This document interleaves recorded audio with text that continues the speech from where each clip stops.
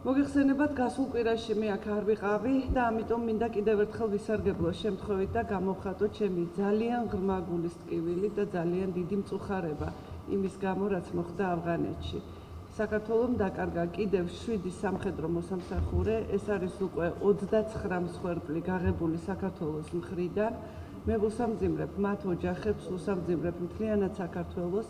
ძალიან გული მწყდება, რომ ვერ დავესწარი სამოქალაქო პანაშვიდს და ძალიან მინდა, რომ დიდი პატივი მივაგოთ გარდაცვლილი მეომრების ხსოვნას. მათ ძალიან დიდი წვლილი შეაქვთ გლობალური უსაფრთხოების საკითხში და გარკვეულწილად ამ ფორმით ისინი იცავენ თავიანთ სამშობლოს ავღანეთში. მინდა იმედი გამოვთქვა, რომ ეს იყო ბოლო მსხვერპლი, რომელიც საქართველომ გაიღო ავღანეთში და გამოვთქვა იმედი, რომ ეს მისია საქართველოს მიერ წარმატებით დასრულდება. როგორც გითხარით, გასულ კვირაში მე აქ არ გახვდით, ვიმყოფებოდი ნიუ-იორკში, სადაც მქონდა შეხვედრები გაეროში, შევხვდი გაეროს გენერალურ მდივანს ბატონ ბან კი მუნს, რომელთან შეხვედრაზეც ჩვენ განვიხილეთ გაეროსა და საქართველოს ურთიერთობები, გაეროს როლი საქართველოში კონფლიქტის მშვიდობიანი მოგვარების საქმეში და განსაკუთრებით გავუსვით ხაზი იმ გარემოებას, რომ გაეროს როლი ჟენევის მოლაპარაკებებში არის ძალიან დიდი და უნდა ვეცადოთ ამ როლის გაძლიერებას. გარდა ამისა, რადგან ეს იყო ერთ-ერთი ყველაზე აქტუალური საკითხი გასული კვირის განმავლობაში, გაეროს გენერალურ მდივანს მე მივაწოდე ამომწურავი ინფორმაცია იმის შესახებ, თუ რა ხდება საქართველოს ოკუპირებულ რეგიონებში და განსაკუთრებით ცხინვალში საოკუპაციო ხაზის გასწვრივ. იქ მავთულხლართ რუსეთის საოკუპაციო ჯარების მიერ მავთულხლართების გავლების და ამ ხაზის გადმოწევის ფაქტზე იყო ძირითადად საუბარი. გარდა ამისა, მე შევხვდი აგრეთვე გაეროს გენერალური მდივნის მოადგილეს პოლიტიკურ საკითხებში ბატონ ჯეფრი ფელდმანს და მასთანაც კიდევ უფრო დაწვრილებით გავიარეთ ეს საკითხი. გაეროში ჩემი ვიზიტი არ შემოიფარგლებოდა მხოლოდ გაეროს გენერალური მდივნის და მისი მოადგილის შეხვედრით, მე შევხვდი დაახლოებით 80-მდე ქვეყნის წარმომადგენელს. ჩვენი საუბარი შეეხებოდა ძირითადად ორმხრივ ურთიერთობებს, ეს არის ძირითადად ის ქვეყნები, სადაც ჩვენ საელჩოები არ აგვაქვს და ამიტომ მე ყოველი ასეთი ვიზიტის დროს ვსარგებლობ შემთხვევით, რომ შევხვდე მათ წარმომადგენლებს, რათა ორმხრივი ურთიერთობები იყოს განხილული. გარდა ამისა, ჩემი შეხვედრების განხილვის საგანი იყო რეზოლუცია აფხაზეთიდან საქართველო და ცხინვალის რეგიონიდან სამხრეთ ოსეთის საქართველო იძულებით გადაადგილებულ პირთა და ლტოლვილთა სტატუსთან დაკავშირებით, რომელიც, როგორც მოგეხსენებათ, 13 ივნისის სხდომაზე გადის განსახილველად გაეროს გენერალური ასამბლეის 67 სესიაზე. ეს რეზოლუცია 2008 წლიდან ყოველწლიურად გადის გაეროს გენერალურ ასამბლეაზე. იგი ატარებს ჰუმანიტარულ ხასიათს და ხაზს უსვამს იძულებით გადაადგილებულ პირთა ფუნდამენტურ უფლებებს, რაც სრულ შესაბამისობაში მოდის საყოველთაოდ მიღებულ დოკუმენტებთან. კონკრეტულად, ეს რეზოლუცია გმობს ძალადობრივი გზით დემოგრაფიული ცვლილების განხორციელებას და ხაზს უსვამს საქართველოს ოკუპირებული რეგიონებიდან აფხაზეთი და ცხინვალის რეგიონი იძულებით გადაადგილებულ პირთა და ლტოლვილთა საკუთარ სახლებში უსაფრთხოდ და ღირსეულად დაბრუნებას. ამ უფლებას მიუხედავად მათი ეთნიკური კუთვნილებისა. ასევე რეზოლუცია კიდევ ერთხელ განამტკიცებს იძულებით გადაადგილებულ პირთა საკუთრების უფლებას, რაც ძალიან მნიშვნელოვანია და ხაზს უსვამს ოკუპირებულ რეგიონებში ჰუმანიტარული ორგანიზაციების შეუზღუდავი საქმიანობის აუცილებლობას. რეზოლუცია გარდა ამისა მოუწოდებს ჟენევის მოლაპარაკებების მონაწილე მხარეებს, რომ გაორმაგებული ძალისხმევით უზრუნველყონ ოკუპირებულ რეგიონებში უსაფრთხოებისა და ადამიანის უფლებების კუთხით არსებული მდგომარეობის გაუმჯობესება, რაც შესაძლებელს გახდის იძულებით გადაადგილებულ პირთა ღირსეულ და უსაფრთხო დაბრუნებას თავიანთ სახლებში. საქართველოს საგარეო საქმეთა სამინისტროსთვის ეს იყო ბოლო გარკვეული პერიოდის ძალიან ინტენსიური მუშაობის საგანი და ჩვენ იმედს გამოვთქვამთ, რომ რეზოლუციის ჰუმანიტარული ხასიათისა და მიზნების გათვალისწინებით საერთაშორისო საზოგადოება კიდევ ერთხელ დაუჭერს მხარს ამ რეზოლუციას 13 ივნის გაეროს გენერალური ასამბლეის 67 სესიაზე. მე ნიუ-იორკში ყოფნისას ვისარგებლე შემთხვევით და ერთი დღით გავხდით ვაშინგტონში, სადაც სპეციალურად ამ დღეს გაიმართა საქართველოს დამოუკიდებლობის დღისადმი მიძღვნილი მიღება, რომელსაც ესწრებოდა ძალიან ბევრი ხალხი, ამერიკის პოლიტიკური წრეების, არასამთავრობო ორგანიზაციების წარმომადგენლები, იყვნენ ქართული დიასპორის წარმომადგენლები და ჩემთვის ყველაზე მეტად ამაღელვებელი იყო ის, რომ ამ მიღებას ესწრებოდნენ ჩვენი დაჭრილი ჯარისკაცები, რომლებიც მკურნალობას გადიან ვაშინგტონში. ამაღელვებელი იყო იმიტომ, რომ მე კიდევ ერთხელ თვალნათლივ დავინახე, რამხელა ძალისხმევა ჭირდება ტერორიზმთან ბრძოლას, რა დიდია მსხვერპლი, რომელსაც ნატო და საერთაშორისო თანამეგობრობა გაიღებს ტერორიზმთან ბრძოლისთვის და განსაკუთრებით როგორია საქართველოს წვლილი ამ ბრძოლაში. მეორე დღეს იყო სწორედ რომ გავიგე 7 ქართველი მოსამსახურის დაღუპვის ამბავი და ამან განსაკუთრებით იმოქმედა ჩემზე, რადგან წინა დღეს მე ძალიან დაწვრილებით ვესაუბრე ჩვენს დაჭრილ ჯარისკაცებს და მინდა აქედან კიდევ ერთხელ მივესალმო მათ. მე გამაუცა მათმა მხნეობამ, მიუხედავად იმისა, რომ ძალიან სერიოზული დაზიანებები აქვთ მიღებული და მინდა ვუსურვო გამოჯანმრთელება და სამშობლოში მალე დაბრუნება.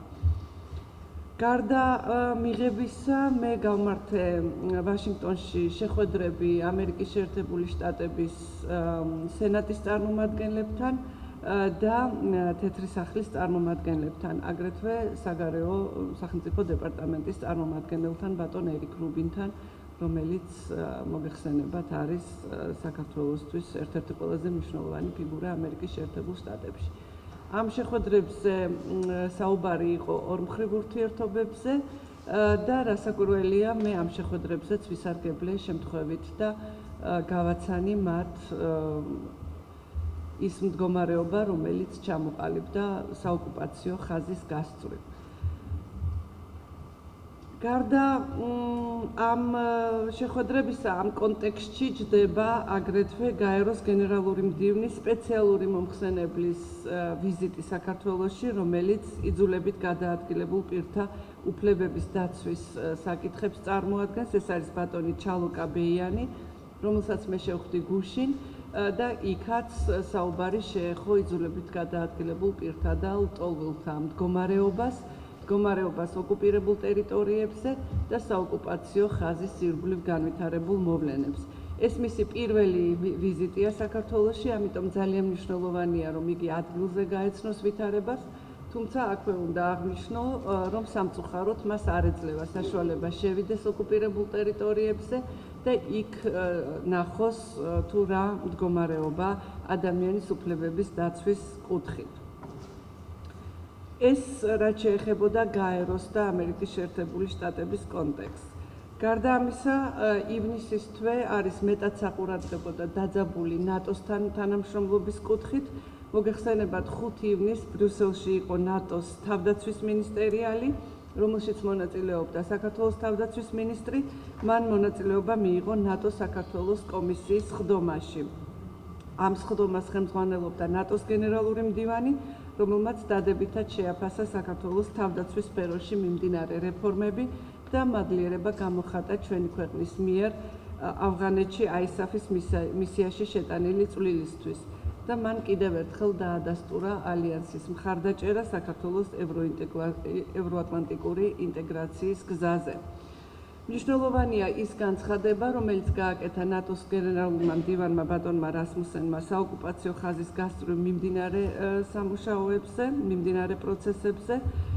ეს რეაქცია მისი მხრიდან და აგრეთვე საერთაშორისო თანამეგობრობის მხრიდან ცხადყოფს, რომ საერთაშორისო საზოგადოება არასოდეს შეეგუება რუსეთის მხრიდან საერთაშორისო ნორმების დარღვევას. ასევე ინფორმირებულები ბრძანდებით დარწმუნებული ვარ, რომ გასულ კვირას საქართველოს ეწვია გენერალური მდივნის სპეციალური წარმომადგენელი სამხრეთ კავკასიისა და ცენტრალური აზიის ქვეყნებში ბატონი ჯეიმს აპატურაი. მისი ჩამოსვლა უკავშირდებოდა ჩრდილოატლანტიკური საბჭოს ვიზიტის დაგეგმვას, რომელიც მოგეხსენებათ თვის ბოლოს უნდა გაიმართოს საქართველოში. ჩვენ ველოდებით ნატოს გენერალურ მდივანს და ნატოს წევრი ქვეყნების 28 წევრი ქვეყნის წარმომადგენელს, ალიანსის მაღალი თანამდებობის პირებს და ამ საბჭოს ვიზიტის ფარგლებში გაიმართება გენერალური მდივნის შეხვედრები საქართველოს მთავრობის წარმომადგენლებთან. ეს არის ჩრდილოატლანტიკური საბჭოს მესამე ვიზიტი საქართველოში. ჩვენ ამ ვიზიტს ვანიჭებთ ძალიან დიდ მნიშვნელობას და მოხარული ვართ, რომ ალიანსს მიეცემა საშუალება საქართველოში გაეცნოს, ადგილზე გაეცნოს საქართველოში მიმდინარე პროცესებს და კიდევ ერთხელ გამოხატოს ნატოს მხარდაჭერა. ასევე აღსანიშნავია, რომ მომავალ კვირას 18-19 ივნის საქართველოს პირველი ოფიციალური ვიზიტით ეწვევა უკრაინის საგარეო საქმეთა მინისტრი ეუთოს მოქმედი თავმჯდომარე ბატონი ლეონიდ კოჟარა. ვიზიტის ფარგლებში იგი შეხვედრებს გამართავს საქართველოს საგარეო საქმეთა სამინისტროში, პრეზიდენტის ადმინისტრაციაში, იგი შეხვდება პრემიერ-მინისტრს და პარლამენტის თავმჯდომარეს. განხილული იქნება საქართველოსა და უკრაინას შორის არსებული ორმხრივი ურთიერთობები, მათი ძალიან ფართო სპექტრი და გარდა ამისა საერთაშორისო და რეგიონალურ ორგანიზაციებში ჩვენი თანამშრომლობა. განსაკუთრებით მნიშვნელოვანია უკრაინის საგარეო საქმეთა მინისტრის ვიზიტი ეხლა, რადგანაც უკრაინა არის ეუთოს თავმჯდომარე ქვეყანა და სწორედ ეუთოს კონტექსტში ჩვენ გვექნება იმედი მაქვს ძალიან საინტერესო საუბრები.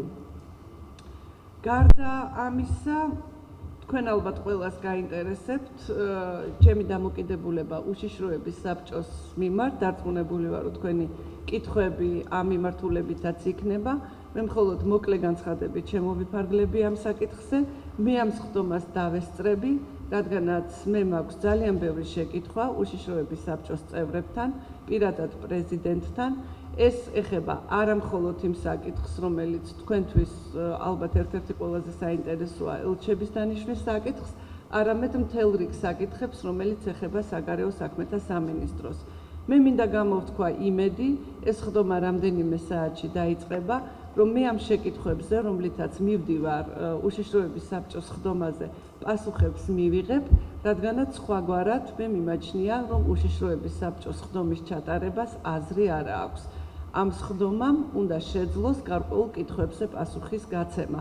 ეს არის ჩემი მოლოდინი და დღის წესრიგი, რომელიც მე თან მიმაქვს ამ სხდომაზე, არის საკმაოდ მრავალი კითხვის შემცველი და ეს იქნება ის თემები, რომლებზედაც მე იქ ვაპირებ საუბარს და რომელთა გაჟღერებასაც მე ვაპირებ. ეს მოკლედ გასული რამდენიმე კვირის შესახებ, რომელიც როგორც ყოველთვის ძალიან ინტენსიური იყო საქართველოს საგარეო საქმეთა სამინისტროსთვის. მე ვფიქრობ, რომ ზოგადად ყველაფერს შევეხეთ, რაც ბოლო კვირის მანძილზე განვითარდა. ეხლა ველი თქვენს შეკითხვებს. დიდი მადლობა. მოგესალმებით, მართ არდაშელია, ტელეკომპანია იმედი. ამ წუთებში მივიღეთ ინფორმაცია შიდა ქართლიდან სოფელ დვანში საოკუპაციო ხაზთან ისევ დაიწყო სამუშაოები. მიუხედავად ქართული მხარის ძალისხმევისა, ეს პროცესები გრძელდება. თქვენი კომენტარი გვინტერესებს. სამწუხაროდ ეს პროცესები გრძელდება, სამწუხაროდ ეს ჩვენ აღარ გვიკვირს. მოგეხსენებათ, ეს პროცესი არ დაწყებულა ერთი კვირის წინ, როდესაც ჩვენ ძალიან სერიოზული მობილიზება მოვახდინეთ საერთაშორისო საზოგადოების ამ საკითხის გამო. ეს არის 2011 წელს დაწყებული პროცესი, 2013 წლის იანვარში მან მიიღო უფრო სერიოზული ხასიათი და კულმინაციას მიაღწია ჯერჯერობით. იმედი მაქვს, რომ ეს იყო და ამაზე მეტი არ იქნება. სწორედ ორი კვირის წინ, როდესაც როგორც აღნიშნეთ, ჩვენ მოვახდინეთ საერთაშორისო აზრის მობილიზება ამ საკითხის ირგვლივ. მე კონკრეტული ინფორმაცია იმის შესახებ, თუ დღეს რა ხდება, არ მაქვს. შეგვიძლია ვივარაუდოთ, რომ ეს არის გაგრძელება იმისი, რაც ხდებოდა 10 დღის წინ. ჩვენი რეაქცია იქნება შესაბამისი. ჩვენ შევატყობინებთ ამ ინფორმაციას საერთაშორისო თანამეგობრობას, საერთაშორისო ორგანიზაციებს და პარტნიორ ქვეყნებს და ვეცდებით, რომ აღკვეთოთ რუსეთის მიერ მავთულთვართების გაბმის და საოკუპაციო ხაზის გადმოწევის მცდელობა.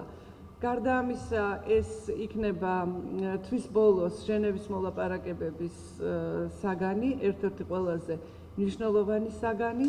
მე იმედი მინდა გამოვთქვა, რომ ჟენევის მოლაპარაკებებზე გამოიკვეთება გარკვეული პოზიციები და ჩვენ შევძლებთ ამ პროცესის შეჩერებას.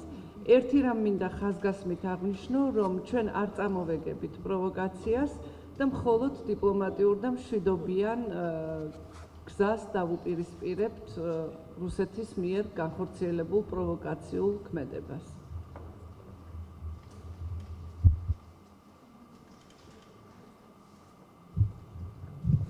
მოგესალმებით, ანა წერეთელი, ტელეკომპანია რუსთავიორი. კაპიტანია, მე დაუბრუნდები უშიშროების საბჭოს საკითხს, თქვენ მოკლედ ისაუბრეთ, რა საკითხებზე გაამახვილებთ ყურადღებას. მე მინდა გთხოვოთ პრემიერის დღეს გაკეთებული განცხადების შეფასება. უკვე ცნობილია, რომ პრემიერი იმ საკითხებს, რომელიც დღეს დადგება უშიშროების საბჭოს და რომლის დღის წესრიგის თქვენ ხელშიც გიჭირავთ, ნაკლებად მნიშვნელოვანს უწოდებს. საინტერესოა, თქვენს იზიარებთ თუ არა ამ შეფასებას, მაშინ, როდესაც საკმაოდ სერიოზული და მნიშვნელოვანი სფეროების ხელმძღვანელი პირები დაესწრებით ამ ცნობას, იქ იქნება პრეზიდენტი, ასევე თავდაცვის მინისტრი, თქვენ და სხვა მინისტრები. თქვენ ეს რითი არის განპირობებული პრემიერის ესეთი მიდგომა და ის უნდა ესწრებოდეს თუ არა დღევანდელ სხდომას? ქვეყანაში შექმნილი ვითარებიდან გამომდინარე, მით უმეტეს და ამ წუთებშიც გრძელდება იგივე გავაგრძელებ დიცის მიმართულებით საოკუპაციო ქმედებები. მადლობთ. დიცის მიმართულებით საოკუპაციო ქმედებები სხვათაშორის არ არის შეტანილი დღის წესრიგში. მე დღის წესრიგი მომივიდა, მასში არის შეტანილი მხოლოდ ორი საკითხი, ეს არის ISAF-ში საქართველოს შეერაღებული ძალების მონაწილეობა და ეს არის ის გახმაურებული ვიდეო, რომელიც ჯერჯერობით არ არის ცნობილი, როგორ მოხდა ინტერნეტ სივრცეში. თუმცა მე მაქვს ბოლო ინფორმაცია, რომ ამ მხრივ პროგრესი გამოძიებას უკვე აქვს. თუმცა მე დეტალების გახმაურების უფლებამოსილება არ მაქვს, ამას გააკეთებენ შესაბამისი ორგანოები. ასე რომ მხოლოდ ეს ორი საკითხია შეტანილი, ჩემ და გასაკვირად დღის წესრიგში, მე როგორც მოგახსენეთ, მაქვს კიდევ ბევრი საკითხი, რომლითაც მივდივარ ამ სხდომაზე. რაც შეეხება პრემიერის მიერ განკეთებულ განცხადებას, პრემიერი ამ და სხვა საკითხებით არის დაკავებული მუდმივად. იგი ქმედით ღონისძიებებს ახორციელებს ყველა მიმართულებით, რომელიც არის სახელმწიფოს ინტერესში, ხოლო ამ კონკრეტულ საკითხებზე სასაუბროთ მივდივართ ის მინისტრები, ვისაც ეს საკითხი პირდაპირ ეხება. აქედან გამომდინარე, ჩვენ ვნახავთ, რამდენად ქმედით უნარიანია ეს საბჭო, რომელიც 8 თვის განმავლობაში არ შეკრებილა და პირველი შეკრება ფორმალური ხასიათის გამართა მხოლოდ მას შემდეგ, რაც ჩვენი მხრიდან წამოვიდა შეხსენება იმისა, რომ ამ საბჭოში მუშაობს ხალხი, რომელსაც 8 თვის განმავლობაში ჩვენი გაგებით ყოველ შემთხვევაში არაფერი არ გაუკეთებია და საინტერესოა რაში იღებენ ხელფას. ეს არის მეორე მცდელობა, ასე ვთქვათ, ამ საბჭოს აღორძინებისა, მისი თავიდან გაცოცხლებისა. ამიტომ შევხედავთ, რამდენად ქმედით უნარიანია ეს საბჭო, რამდენად მოვახერხებთ ჩვენი დასმულ კითხვებს და პასუხების მიცემას და შემდეგ იმის და მიხედვით, როგორი იქნება აუცილებლობა, მივიღებთ ან არ მივიღებთ მონაწილეობას საბჭოს სხდომებში. ასე რომ მე შემიძლია დავამშვიდო ყველა, ვინც შეიძლება განიცდიდეს იმას, რომ პრემიერი არ მონაწილეობს დღევანდელ საბჭოში, მას აქვს ძალიან ბევრი სერიოზული საქმე, რომელიც ემსახურება ქვეყნის წინაშე მდგარი ამოცანების გადაწყვეტას და ამიტომ იგი ამჯობინებს სხვა საკითხებს მიაქციოს ყურადღება.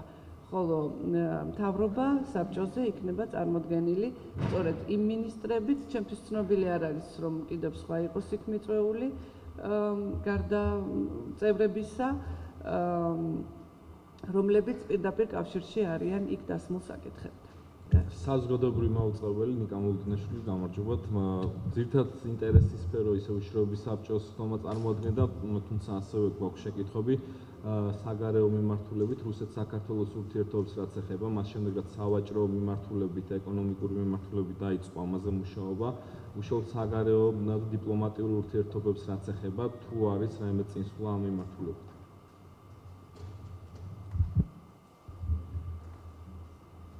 პროგრესი, რომელსაც თქვენ აღნიშნავთ, დასტურდება იმითი, რომ დღეს გავრცელდა ინფორმაცია რუსეთში ქართული ღვინის შეტანის შესახებ, რაც არის უდაოდ მისასალმებელი. მე რამდენადაც მედიიდან მაქვს ინფორმაცია, 1 მილიონი ბოთლი ღვინო გაიგზავნა რუსეთში.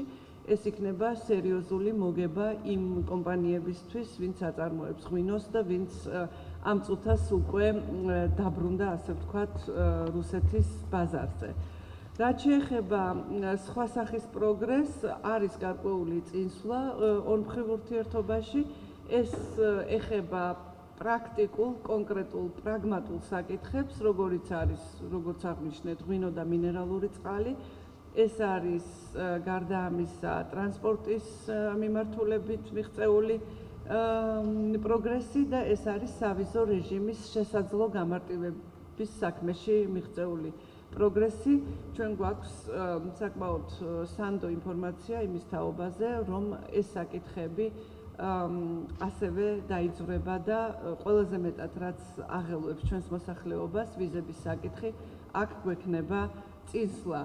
ძალიან მნიშვნელოვანია აღინიშნოს, რაც შეეხება საგარეო დიპლომატიური კუთხით, რასაკვირველია აქ პროგრესი წარმოუდგენელია, რადგან დიპლომატიური ურთიერთობების აღდგენაზე საუბარი არ არის, ვერ იქნება და არ იქნება მანამ, სანამ საქართველოს ტერიტორია არის ოკუპირებული რუსეთის მიერ.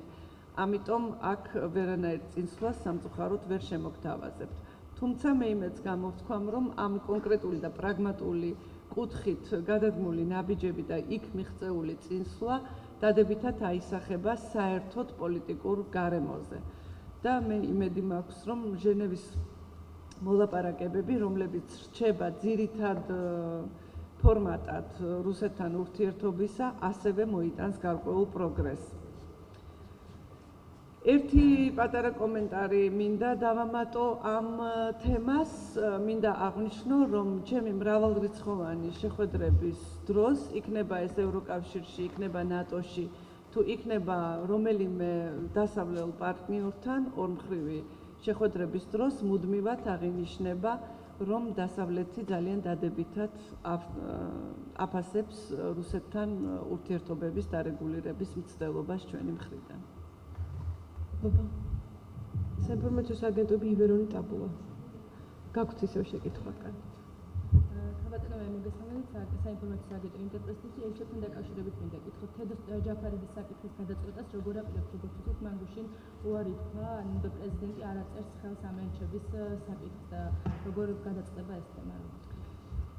ერთ-ერთი თემა, ერთ-ერთი კითხვა, რომელიც მე დღეს მექნება უშიშროების საბჭოზე, არის სწორედ ელჩების თემა. არა მხოლოდ ბატონი თედო ჯაფარიძის დანიშვნას არ მოაწერა ხელი პრეზიდენტმა და არ გადააგზავნა პარლამენტში, არამედ კიდევ 3 ელჩის კანდიდატურა არის შესული მასთან უკვე მრავალი თვეა და არ მომხდარა მათი გადაგზავნა პარლამენტში, ჩემთვის გაუგებარი მიზეზების გამო. მიუხედავად საჯაროდ რამდენჯერმე დასმული შეკითხვისა და რამდენჯერმე გაკეთებული განცხადებისა, მე პასუხი ვერ მივიღე იმის თაობაზე, თუ რატომ ვერ ხდება ამ კონკრეტული ელჩების დანიშვნის საკითხი და როდის შეიძლება ველოდოთ მის გადაწყვეტილებას, არის თუ არა რაიმე პიროვნული, არის თუ არა რაიმე პერსონალურად მიმართული ამ კანდიდატურების წინააღმდეგ და თუ კი ესეა, მაშინ რატომ არ ვიცით ჩვენ რა არის ეს მიზეზები და რატომ ვერ ხერხდება ამ საკითხის დაძვრა. დიდ ბრიტანეთში, გერმანიაში, ჩინეთში, ბულგარეთში უკვე რამდენიმე თვეა ჩვენ არ აყვავს ელჩი და მე კიდევ ერთხელ გავიმეორებ, რომ დღესვე რომ გადაიგზავნოს ეს კანდიდატურები პარლამენტში კიდევ რამდენიმე თვე დაჭირდება, სანამ ისინი შეუდგებიან მოვალეობის შესრულებას. გაეროში ასეთი მდგომარეობა როგორ მოქმედებს მისიის მუშაობაზე, მე ეს ძალიან კარგად ვნახე. მიუხედავად იმისა, რომ მისიის თანამშრომლები არ იშურებენ ძალისხმევას და მონდომებას იმისთვის, რომ ყველა ის მნიშვნელოვანი საკითხი, რომელიც საქართველოსთვის მთავარია, იყოს მიტანილი ადრესატამდე, მიუხედავად ამისა, მისიის ხელმძღვანელის არ ყოფნა არის ძალიან სერიოზული დაბრკოლება, როდესაც გაქვს ესეთი სერიოზული მიზანი რეზოლუციისთვის მხარდაჭერის მოპოვება. ამიტომ ჩემთვის ეს საკითხი მაგალითად გაეროში რატო არ გვყავს ამდენი ხანი ელჩი უკვე სხვა კატეგორიის საკითხად იქცა და ესეც იქნება შეკითხვა, რომელსაც მე დავსვამ უშიშროების საბჭოს ხდომაზე. რატომ ხდება ხელოვნურად მისიის მუშაობის შეფერხება, საერთოდ საგარეო საქმეთა სამინისტროს მუშაობის შეფერხება იმ ბერკეტებით, რომელიც გააჩნია პრეზიდენტს და მის ადმინისტრაციას. რაც შეეხება ბატონ თედო ჯაფარიძეს, ბატონ თედო ჯაფარიძე სხვათა შორის გახლდათ პირველი საგარეო საქმეთა მინისტრი ვარდების რევოლუციის შემდეგ, დანიშნული სწორედ მაშინდელი ახალი მთავრობის მიერ. იგი გახლავთ ძალიან გამოცდილი დიპლომატი, ძალიან პატივსაცემი პიროვნება, არა მხოლოდ საქართველოში, არამედ უცხოეთშიც და ჩემი ძალიან დიდი სურვილია, რომ ბატონი თედო იყოს საქართველოს წარმომადგენელი დიდ ბრიტანეთში. ამჯერად მისი რეაქცია ჩემთვის გასაგებია, რადგან შეურაცხმყოფელი შეიძლება იყოს ის გაჭიანურება, რაც ხდება მისი კანდიდატურის და სხვა კანდიდატების მიმართაც, ამიტომ ჩემთვის მისი რეაქცია ადამიანურად რასაკვირველია, გასაგებია, მაგრამ მე მაინც ვიტოვებ იმედს, რომ ბატონი თედო გარკვეული პირობებით შესრულების შემდეგ დათანხმდება, რომ წარმოადგინოს საქართველოს ამ ერთ-ერთ ყველაზე მნიშვნელოვან ქვეყანაში. ასე რომ საბოლოო პასუხი მე ამ თემაზე არ მაქვს, ბატონი თედო იქნება თუ არა საქართველოს ელჩი, მე მხოლოდ შემიძლია იმედი გამოვთქვა და მას ვთხოვო, რომ გადახედოს თავის გადაწყვეტილებას. მადლობა ივერონის ჯერია, ხო? მოგესალმებით, ბატონო მარია, მე მინდა გითხოთ Washington Post-ის მიერ გამოქვეყნებულ სარედაქციო სტატიასთან დაკავშირებით სათაურით საქართველოს დემოკრატიას საფრთხეში. ესაც საუბარია იმაზე, რომ ვთქვათ, პარალელია გავლებული იულია ტიმოშენკოსა და მერაბიშვილის დაკავებას შორის. იულია ტიმოშენკოსა და მერაბიშვილის დაკავების ფაქტს შორის და გაკრიტიკებულია საქართველოს მთავრობა. ამ ფაქტს პრემიერს გამოეხმაურა და განაცხადა, რომ სავარაუდოდ სააკაშვილის ლობისტებისგან აქვს ინფორმაცია ამ რედაქციის ავტორებს, ვინც გამოაქვეყნა. თქვენ როგორ ფიქრობთ, ანუ ამასთან დაკავშირებით თქვენი მოსაზრება მაინტერესებს, იზიარებთ თუ არა პრემიერის? მე მინდა გამოვთქვა, გაოცება, შეშფოთება, განცვიფრება, აღშფოთება თუ გნებავთ იმის თაობაზე, რომ ისეთი გაზეთები, როგორიც არის Washington Post-ი, როგორიც არის New York Times-ი და სხვა საერთაშორისო აღიარებული მნიშვნელოვანი გაზეთები, რომელსაც ჩვენს პრესაში ძალიან ხშირად გავლენიან გაზეთებს ეძახიან, ძალიან ხშირად აქვეყნებენ გადაუმოწმებელ და შეურაცხმყოფელ ინფორმაციას ამა თუ იმ ქვეყანაზე. მე საქართველოს მაღელვებს და მაინტერესებს ყველაზე მეტად. როგორც გითხარით, გასულ კვირას ვიყავი ნიუ-იორკში. იქ გავიგე ქართველი სამხედრო მოსამსახურეების დაღუპვის შემაძრწუნებელი, ტრაგიკული ფაქტი. მეორე დღეს ნიუ-იორკ ტაიმსში წავიკითხე სრულიად აღმაშფოთებელი სტატია იმის თაობაზე, თუ როგორ უყურებენ ავღანელი, ვითომ და როგორ უყურებენ ავღანელები საქართველოს სამხედრო წარმომადგენლებს იქ. და იყო ჩემი გაგებით სრულიად აღმაშფოთებელი. მე ვიტყოდი არ მომერიდება ამ სიტყვის, იმიტომ რომ ეს მიმართულია ამ სტატიის ავტორების მიმართ. ამორალური საქციელი. იმ დღეს, როდესაც მთელი ქვეყანა გლოვობს, როდესაც ასეთი მსხვერპლი გაიღო ქვეყანამ, დაკარგა 7 ახალგაზრდა. სრულიად წარმოუდგენელია ჩემთვის საეჭვოა ის წყაროებიც, რომლებსაც ისინი იშველიებენ, ვითომ და იმის დასადასტურებლად, რომ ქართველი ჯარისკაცები ავღანეთში პატივისცემით არ სარგებლობენ. ის წყაროები ჩემთვის კიდევ ერთხელ ვამბობ, არის აბსოლუტურად ბუნდოვანებით მოცული და არა სარწმუნო. მაგრამ რომც არსებობდეს ასეთი წყარო, ერთეული, რომელმაც შეიძლება ასეთი რამ თქვას, ჩემი აზრით ამორალურია ამის დაწერა გამოქვეყნება მაშინ, როდესაც ქვეყანა გლოვობს. საქართველოს შეიარაღებული ძალების მე მხოლოდ ქება მსმენია საზღვარგარეთ. ამას ადასტურებს აბსოლუტურად ყველა. ეს დაადასტურა ამერიკის 4 ვარსკვლავიანმა გენერალმა, რომელიც სიტყვით გამოვიდა საქართველოს დამოუკიდებლობის დღისადმი მიძღვნილ მიღებაზე ვაშინგტონში. აქედან გამომდინარე, მე სამწუხაროდ აღარ მიყვირს სხვა არაფერი, რაც საერთაშორისო პრესაში შეიძლება დაიწეროს და გაჩნდეს. აქედან გამომდინარე, მე დასაშვებად მიმაჩნია, რომ მართლაც Washington Post-ის ავტორებს ინფორმაცია ჰქონდათ მიკერძოებული წყაროებიდან, რადგან ისინი არ შეეცადნენ ეს ინფორმაცია გადაემოწმებინათ სხვაგან. სხვათა შორის ამ სტატიაში ერთი საყურადღებო რამ იყო. ცოტა ხან შევჩერდები ამ სტატიაზე, რადგან ინტერესი გამოიწვია, ალბათ სხვასაც აინტერესებს. ამ სტატიის ავტორი აღშფოთებული იყო, რომ არც ევროკავშირი, არც ამერიკის შეერთებული შტატები და არც სხვა ოფიციალური უწყებები რეაგირებას არ ახდენენ იმაზე, თუ რა ხდება საქართველოში. ჩემი პასუხი მარტივია.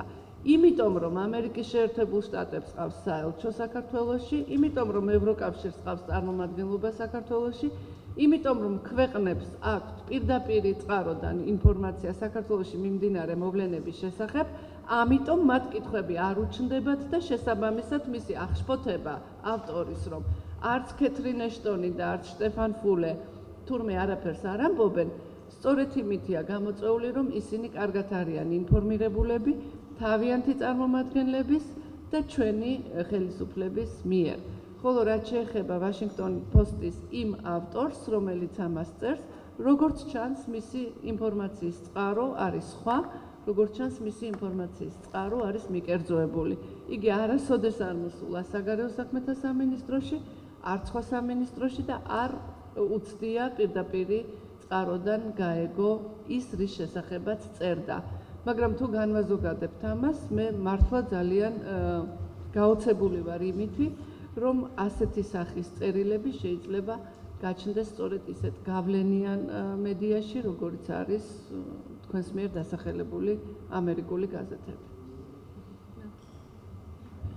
მოგესალმებით, სალომე უგულავა, ტაბულა, მადლობთ რომ კითხვის დასმის საშუალება მეძლევა. საოკუპაციო ხაზის თემას მინდა დაუბრუნდე. პრემიერ-მინისტრმა ამ თემაზე განაცხადა, რომ საოკუპაციო ხაზის გადმოწევა ეს არის გაუგებრობა და ეს არ არის რუსეთის ცენტრალური ხელისუფლების სტრატეგია, ასეთი ქმედებები. თქვენ როგორც საგარეო საქმეთა მინისტრი ეთანხმებით თუ არა პრემიერის განცხადებას, მიგაჩნიათ თუ არა ეს გაუგებრობა, მით უმეტეს გავიხსენებ, რომ არასინმაც დაადასტურა, რომ ეგრეთ წოდებული საზღვრის მოწყობა არის მიზანმიმართული პოლიტიკა. მადლობთ. მე ამ საკითხზე ისევ იგივეს კი პასუხებთ, რაც კი პასუხეთ. ეს არის ჟენევის მოლაპარაკებების დისკუსიის საგანი.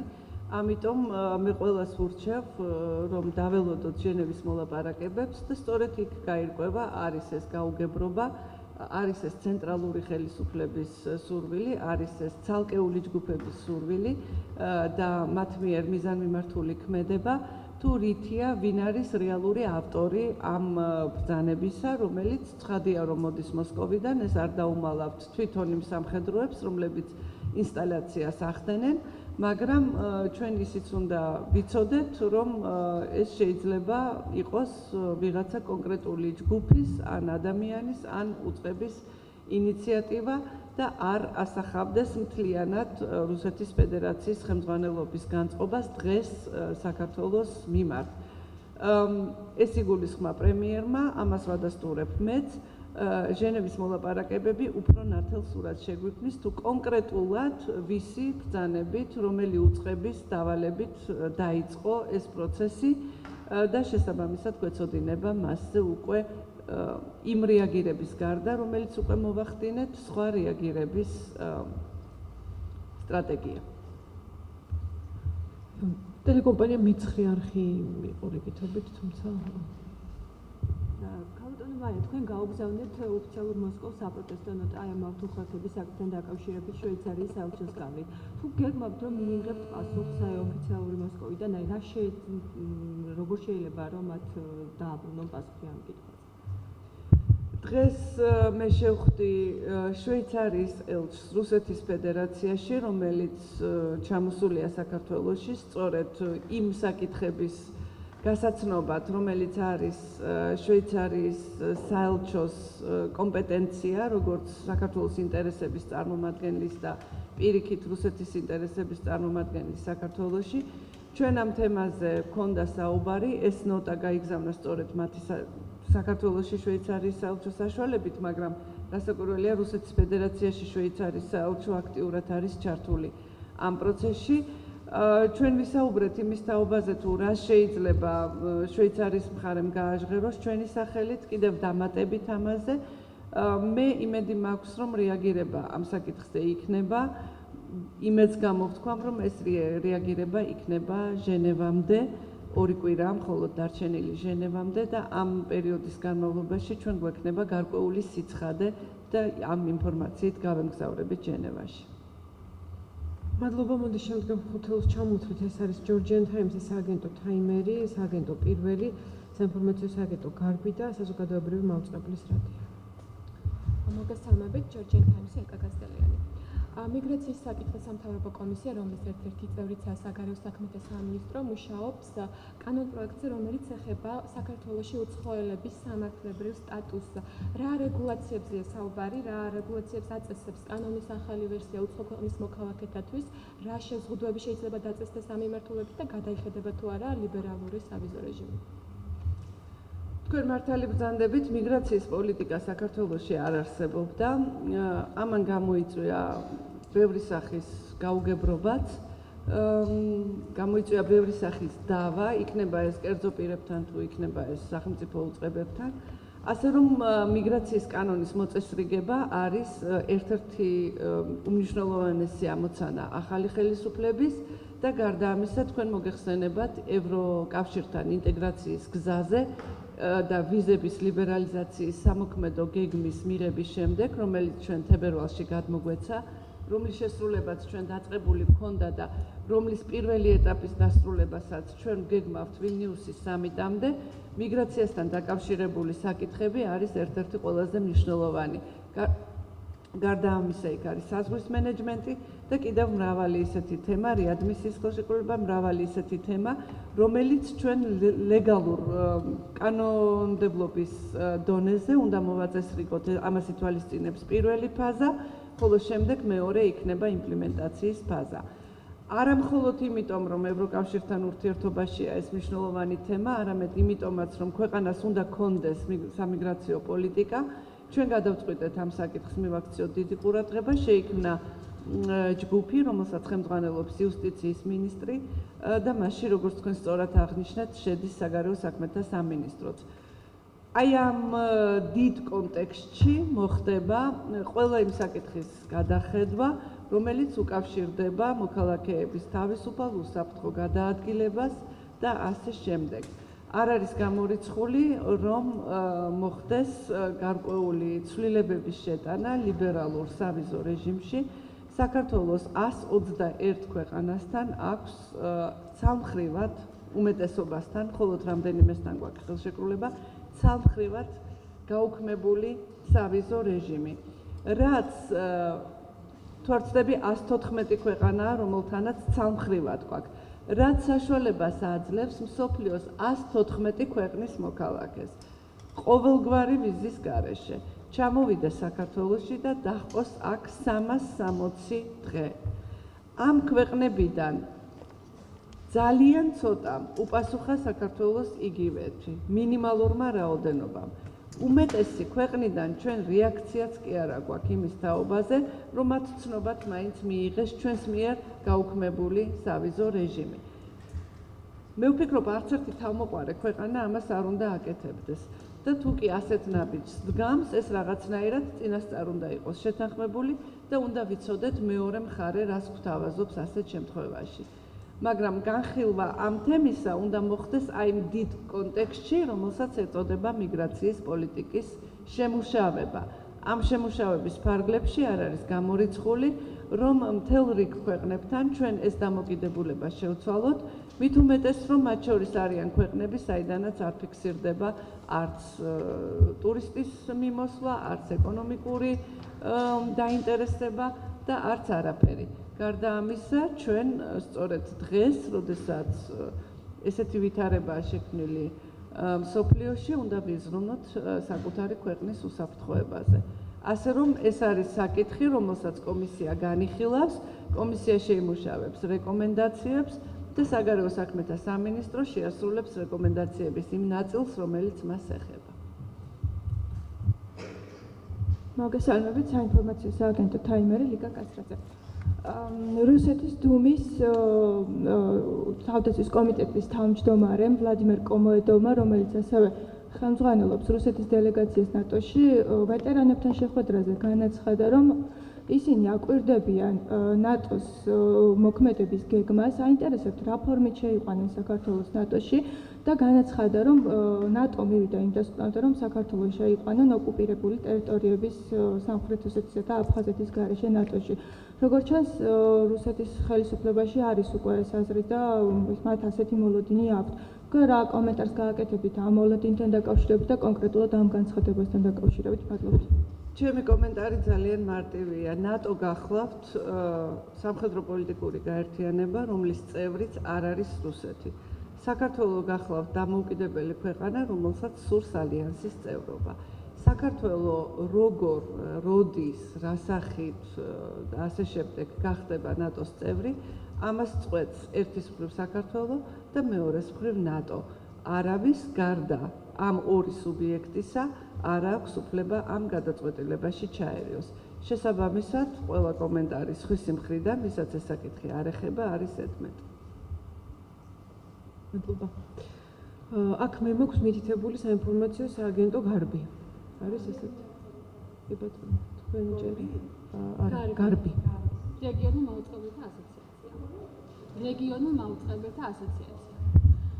მე მაქვს კითხვა, თქვენ წელიწადში ვისაუბრეთ YouTube-ზე გავრცელებულ ვიდეოებზე, ჯიჰადის ვიდეოებს გულისხმობ, ვიცით რომ ეს ვიდეოები დგას უშიშროების საბჭოს დღის წესრიგში და მაინტერესებს ეს ვიდეოები და ქართული საზოგადოების დამოუკიდებლობა, ნაწილის დამოუკიდებლობა, რომ ქართული ჯარი გამოვიდეს ავღანეთიდან, თუ მოახდენს რაიმე ზეგავლენად ნატოში ინტეგრაციაზე. ამ ვიდეოებთან დაკავშირებით მე არ გახლავართ ის ორგანო, რომელიც პასუხს გაგცემთ გამოძიების მსვლელობის შესახებ. შინაგან საქმეთა მინისტრი იქნება უშიშროების საბჭოს ხდომაზე და მას ექნება ამ კითხვაზე პასუხი და ინფორმაცია.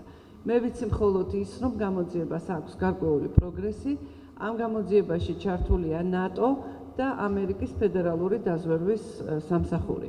აქედან გამომდინარე, მე ვფიქრობ, რომ ეს თანამშრომლობა მოიტანს ძალიან ნაყოფიერ და კონკრეტულ შედეგს და ჩვენ გვეცოდინება, ვინ არის ამ ვიდეოს ავტორი, ვინ ატვირთა იგი ინტერნეტ სივრცეში და მე აბსოლუტურად დარწმუნებული ვარ, რომ სათანადო დაისჯება ის, ვინც ეს გააკეთა, არ აქვს მნიშვნელობა, ვინ იქნება იგი.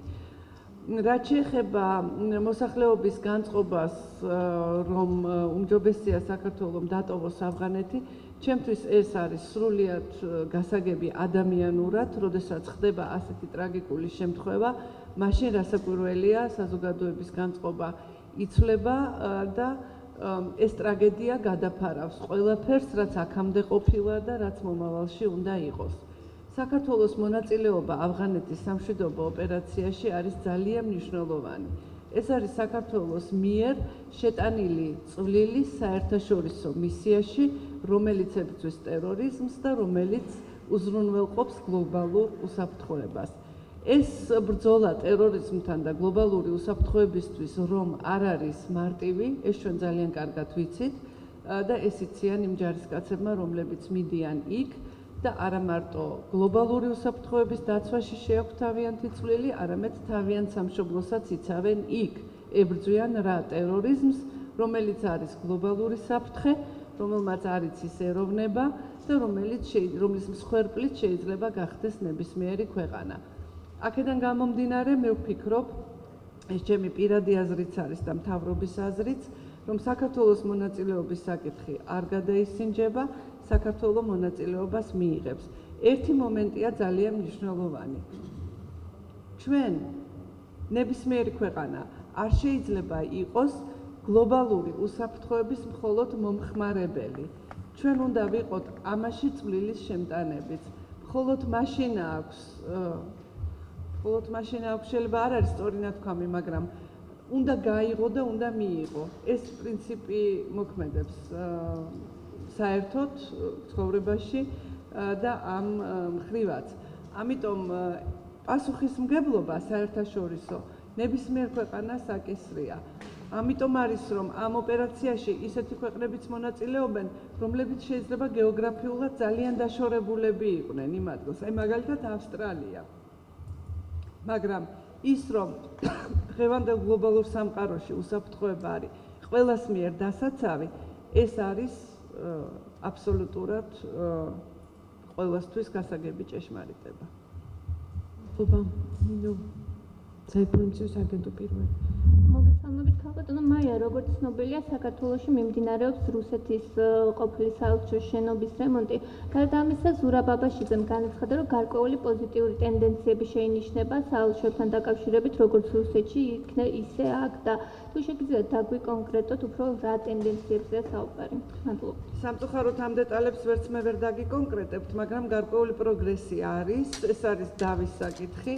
სხვათა შორის შვეიცარიის ელჩი მოსკოვიდან დღეს ვისაც შევხვდი არის ერთ-ერთი ასე ვთქვათ მნიშვნელოვანი ფიგურა ამ დავის გადაწყვეტაში. მე მას მადლობა გადავუხადე მისი წვლილისთვის. მე იმედი მაქვს, რომ ეს პოზიტიური ტენდენცია საკითხის გამოსწორებისა შენარჩუნდება და ძალიან მალე ჩვენ გვექნება საშუალება, რომ დეტალებზე ვილაპარაკოთ. მაგრამ ჩვენი ინტერესების გათვალისწინებით ხდება ყოველ შემთხვევაში ამ წუთას ასია საკითხის გადაწყვეტა. მადლობა. საინფორმაციო სააგენტო ბლუმბერგის შემდგომ ტელეკომპანია მაესტრო, რადიო თავისუფლება, სააგენტო GCN, საზოგადოებრივი მაუწყებლის რადიო, საინფორმაციო სააგენტო აპა და გაზეთი ახალი თაობა.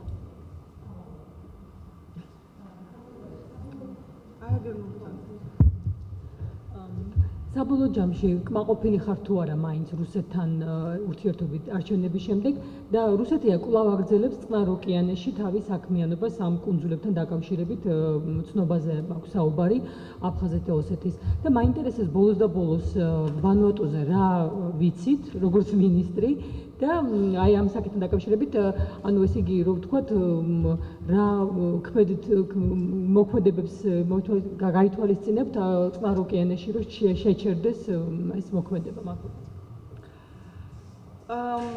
კმაყოფილი ვიქნები მაშინ, როდესაც მოხდება საქართველოს ტერიტორიის დეოკუპაცია, როდესაც საქართველო გამთლიანდება, გაძლიერდება და რუსეთის საოკუპაციო ჯარი დატოვებს საქართველოს ტერიტორიას. კმაყოფილი და ბედნიერი მაშინ ვიქნები.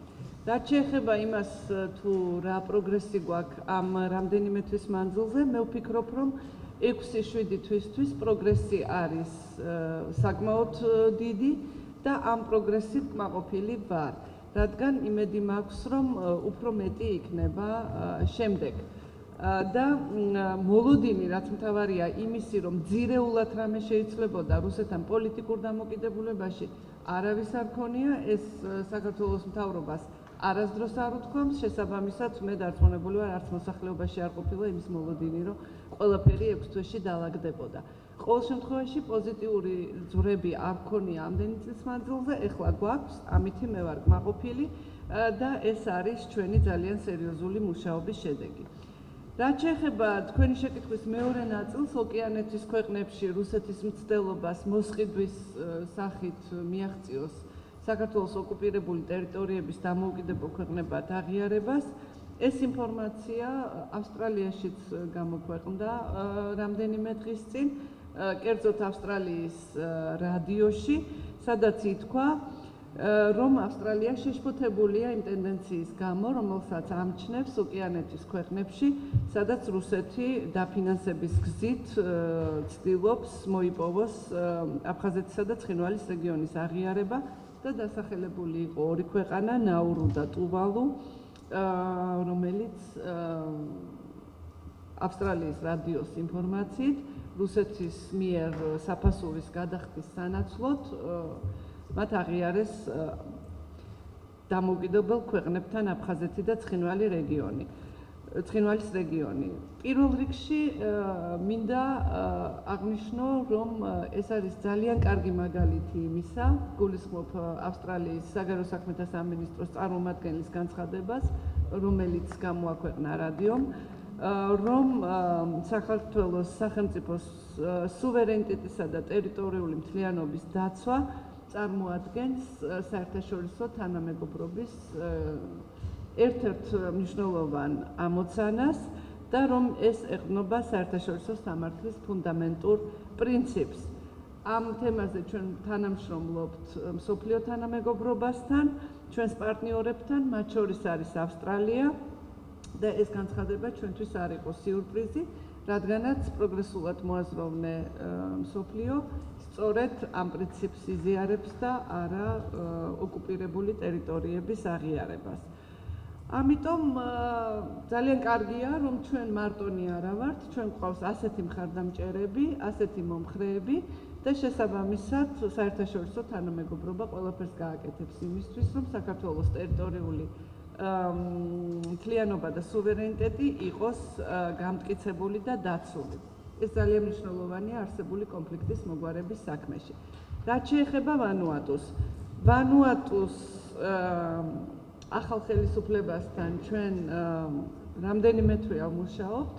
ჩვენი მუშაობა მიმართულია სწორედ იქით, რომ მოხდეს აფხაზეთის აღიარების უკან წაღება და დიპლომატიური ურთიერთობების დამყარება.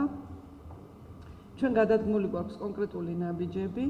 ამ საკითხის დასრულებას გულისხმობ დიპლომატიური ურთიერთობების დამყარებას კიდევ რაღაც პროცედურები ჭირდება. ჯერჯერობით ამაზე საუბარი მიმაჩნია ნაადრევად, რადგანაც საკითხი დამთავრებულია, როდესაც ხელი მოეწერება ΟΚ-ს დიპლომატიური ურთიერთობების დამყარების შესახებ. მე იმედი მაქვს, რომ ეს მოხდება მალე და როდესაც მოხდება, მაშინ ვისაუბრებთ დეტალებზე და გავასაჯაროებთ ამ ამბავს. ეს თემა არ არის დამთავრებული. ჩვენ ამ საკითხზე ვმუშაობთ. დიპლომატიური ურთიერთობა ვანუატუსთან დამყარებული ჯერ არ აქვს, რადგანაც დამყარება სჭირდება ΟΚ-ის ხელმოწერა. ეს ΟΚ-ი ხელმოწერილი უნდა იყოს ნიუ-იორკში, მათი და ჩვენი მისიების ხელმძღვანელების მიერ. აი ამ ΟΚ-ის ხელმოწერის შემდეგ მე შემიძლია დაგიდასტუროთ თქვენ მესმის თქვენი დიდი სურვილი აფხაზეთის აღიარების უკან წაღების შესახებ და სახელმწიფოების მიერ ერთმანეთის ტერიტორიული ინტეგრაციის და სუვერენიტეტის აღიარების შესახებ. ყველა სხვა განცხადება ამ საკითხზე არის ნაადრევი. მაესტრო. მოგესალმებით, ნანუგა იორდანიშვილი, ტელეკომპანია მაესტრო და მაესტრო 24. ახლოს მეიტანეთ თუ შეიძლება მიკროფონი. მოვახერხეთ წელას.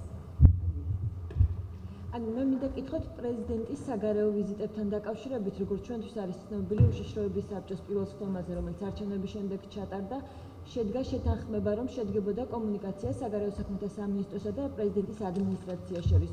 თუ არის რაიმე სახის კომუნიკაცია, თუ ეს საკითხი არის ისევ აქტუალური და დღეს თუ დააყენებთ ამ თემას დღევანდელი უშიშროების საბჭოს სხდომაზე? რასაკვირველია, ესეც არის საკითხი, რომელსაც მე დავაყენებ უშიშროების სხდომაზე.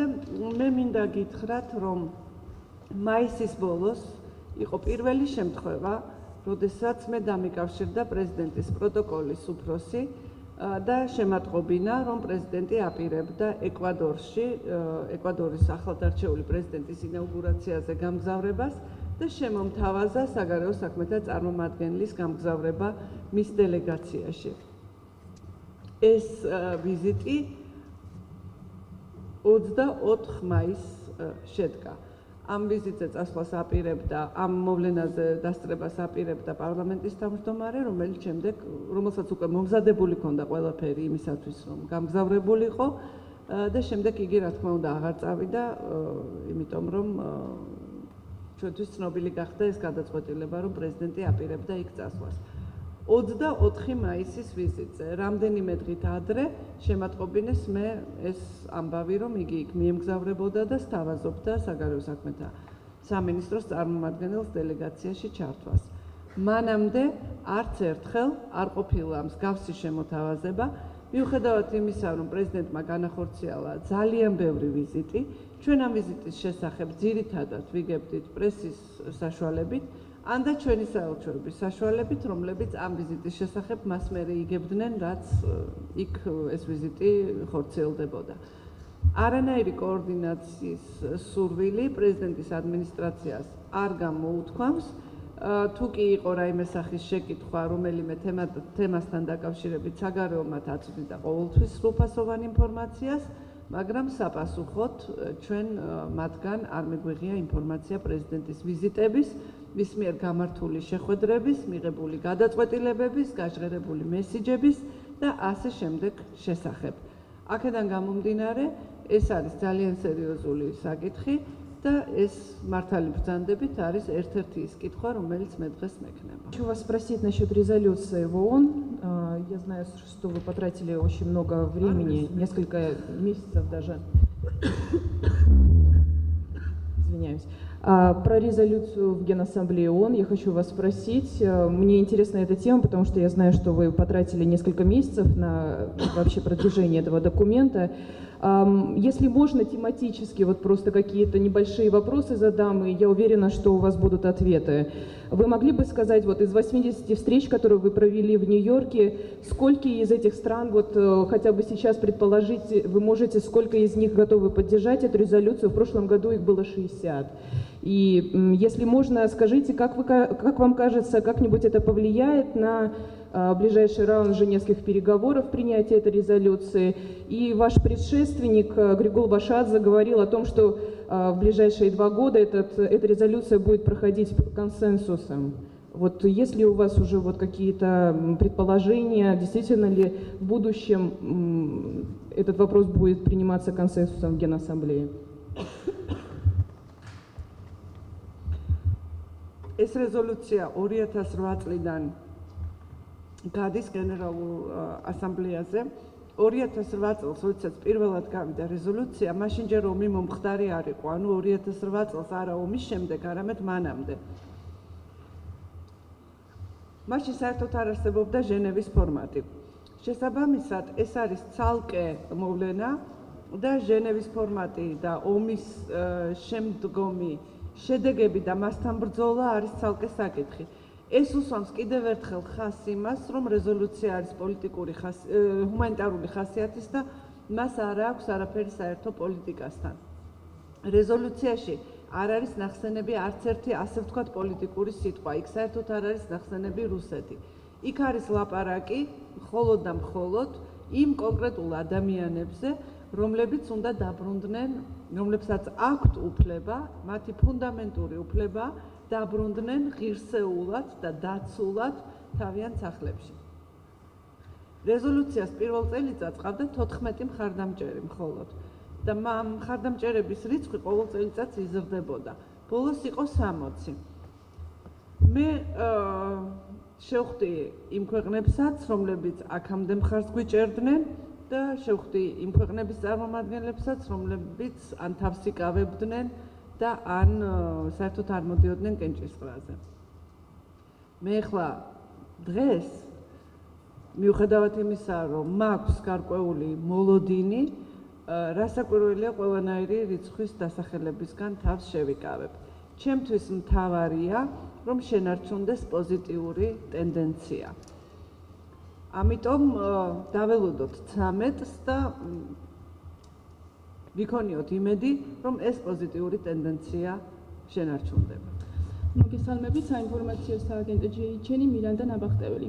ქალბატონო მაია, ხომ არ არსებობს შესაძლებლობა, რომ ვილნიუსის სამიტზე ასოცირების შეთანხმებასა და ღრმა და ყოვლისმომცველი თავისუფალი ვაჭრობის შეთანხმებას რაიმე საფრთხე დაემუქროს და ამის შემაფერხებელი ერთგვარად გახდეს შრომის კოდექსი, რომლის მიღებაც გაიწელა პარლამენტში და ამ ფონზე ევროკავშირის წარმომადგენლები ითხოვენ, რომ შრომის კოდექსის შესატანცვლებებთან შესაბამისად სხვა კანონმდებლობაშიც შევიდეს ცვლილებები, რათა ის მეტად შეესაბამებოდეს ევროკავშირის სტანდარტებს. თქვენ რას გვეტყვით ამის შესახებ? საერთოდ შრომის კოდექსი საქართველოში შესაძლებელი იყო იქნებოდა ვილნიუსის სამიტის მოლოდინი თუ არ იქნებოდა, რადგანაც როგორც სპეციალისტები ამბობენ, იგი არ შეესაბამება თანამედროვე მოთხოვნების დონეს. ამიტომ ჩვენ ამ კანონს, ისევე როგორც სხვა კანონებს და ყველა რეფორმას პირველ რიგში ჩვენი ქვეყნისთვის ვაკეთებთ, ჩვენი ხალხისთვის ვაკეთებთ და მერე არის შემდგომი მიზანი, რასაკვირველია საერთაშორისო თანამეგობრობის რეაქცია. ეს კანონი რამდენადაც მე ვიცი, ახლა რომ გითხრათ, რომ ძალიან კომპეტენტური ვარ ამ თემაში, ტყუილი იქნება, არის საერთაშორისო შრომის ორგანიზაციის სპეციალისტებთან შეთანხმებული და აკმაყოფილებს ყველა იმ საერთაშორისო ნორმას, რომელიც უნდა იყოს დაცული და რომელიც ჰარმონიაში მოიყვანს საქართველოს კანონმდებლობას ევროპულთან.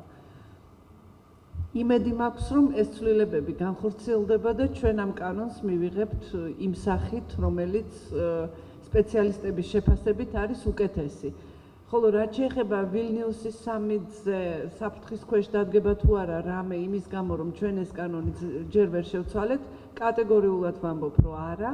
ვილნიუსის სამიტის მიმდინარეობას და იქ საქართველოს დასახული მიზნის მიღწევას არაფერი ასეთი ხელს არ შეუშლის. გინდაც ეს კანონი ჩვენ მანამდე ვერ მივიღოთ, ფაქტი ერთია, რომ საქართველოს ახალი ხელისუფლება მონდომებულია, რომ ეს რეფორმები განახორციელოს.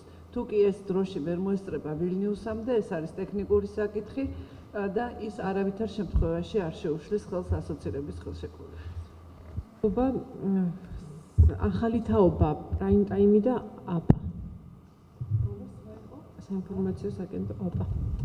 ნაცია ხორცელა ახალი თაობა. ქალთმაია მე მაინტერესებს ნატოსთან დაკავშირებით დაგისვათ ისევ კითხვა. 2014 წლის ნატოს მინისტერიალზე პრემიერმა განაცხადა, რომ ჩვენ სასწრაფოდ შესაძლებელია მაპი მივიღოთ და მას დაეთანხმათ თავდაცვის მინისტრი. იმ ფონზე, როდესაც ჩვენ ამ ხელმძღვანელი გვაქვს თან ცვალებადია საზოგადოებაში, ასე ვთქვათ, განწყობები. როგორია თქვენი მოლოდინი, რა სიტყვით ამასთან დაკავშირებით? რამდენად შესაძლებელი ჩვენ მართლაც მივიღოთ მოგცენ მაპი? ჩემი მოლოდინიც 2014 წლისთვის არის საკმაოდ დიდი და ეს მოლოდინი უკავშირდება იმ პროგრესს, რომელსაც საქართველო აღწევს. ეს თვე, ივნისი, განსაკუთრებით მნიშვნელოვანია ამ მხრივ ჩვენთვის, უკვე გითხარით, რამდენი მოვლენა გაიმართა სწორედ ნატოში ინტეგრაციის გზაზე. ნაკის ვიზიტი არის ძალიან მნიშვნელოვანი, ეს მისცემს საშუალებას გენერალურ მდივანს და წევრი ქვეყნების წარმომადგენლებს ადგილზე გაეცნონ ვითარებას. ნაკის ვიზიტის შემდეგ კიდევ კონფერენცია იმართება ბათუმში სწორედ თავდაცვის საკითხებზე, რომელზეც ასევე ძალიან წარმომადგენლობითი დელეგაციები ჩამოდის. მე ვფიქრობ, რომ არა მხოლოდ ავღანეთში შეტანილი წვლილის გამო, არამედ პირველ რიგში იმ რეფორმების გამო, იმ დემოკრატიული ინსტიტუტების მშენებლობის გამო, იმ ცვლილებების გამო, რომელიც განხორციელდა საქართველოში, საქართველო არის მზად იმისთვის, რომ უფრო მეტად იყოს ინტეგრირებული ჩრდილო-ატლანტიკურ ალიანსში. ხოლო ჩრდილო-ატლანტიკური ალიანსიდან მე მოველი საქართველოს მიერ განხორციელებული პროგრესის ადეკვატურ შეფასებას, რაც შეიძლება გამოიხატოს მაპში, რადგან ეს არის ერთ-ერთი ინსტრუმენტი ინტეგრაციისა, რომელიც ნატოს გააჩნია. მოგესალმებით, ქალბატონია, ნანიშვანია პრაიმ ტაიმი და პრაიმ ტაიმ ნიუსი. თქვენ ვაშინგტონში ვიზიტთან დაკავშირებით უკვე ისაუბრეთ და მე მინდა გკითხოთ აი ამ შეხვედრებზე, თუ შეეხო საუბარი პრემიერის სამომავლო ვიზიტს, რომელიც შეიძლება დაიგეგმოს, როდისთვის შეიძლება შედგეს ეს ვიზიტი, თუ გაქვთ დაახლოებითი ინფორმაცია და ველოდოთ თუ არა ჩვენ მას არჩევნებამდე, საპრეზიდენტო არჩევნებს გულისხმობთ. ზუსტ პასუხს ამ თარიღის დასახელებით პასუხს ვერ გაგცემთ, ეს ვიზიტი წელს აუცილებლად შედგება. ჩვენ გარდა ამისა ამერიკის შეერთებული შტატებიდანაც ველოდებით სავარაუდოდ მაღალი დონის ვიზიტს, მოგეხსენებათ მე სახელმწიფო მდივანი კერი დავპატიჟე საქართველოში და მან თანხმობა განაცხადა ჩამოსვლაზე. ეს ყველაფერი კომპლექსურად უნდა განიხილოს, ეხლა არის სწორედ ის პერიოდი, როდესაც ეს ყველაფერი ასე ვთქვათ უნდა დაიგეგმოს. და მე დარწმუნებული ვარ, რომ ეს ვიზიტი წელს შედგება, თუმცა ზუსტი თარიღის თქმა ჯერჯერობით არ შემიძლია, რადგან კიდევ ერთხელ ვიმეორებ, ამერიკის შეერთებული შტატებიდან მაღალი დონის ვიზიტიც დასაგეგმია საქართველოში და მათ შორის გარკვეული დრო, დისტანცია უნდა იყოს დაცული და გადაწყდება მოგვიანებით.